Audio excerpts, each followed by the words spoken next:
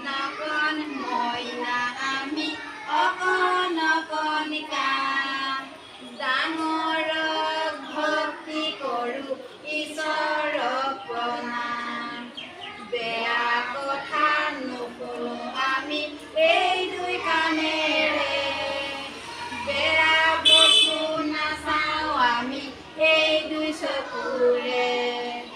বেয়া কথা নকওঁ আমি এইখন মুখেৰে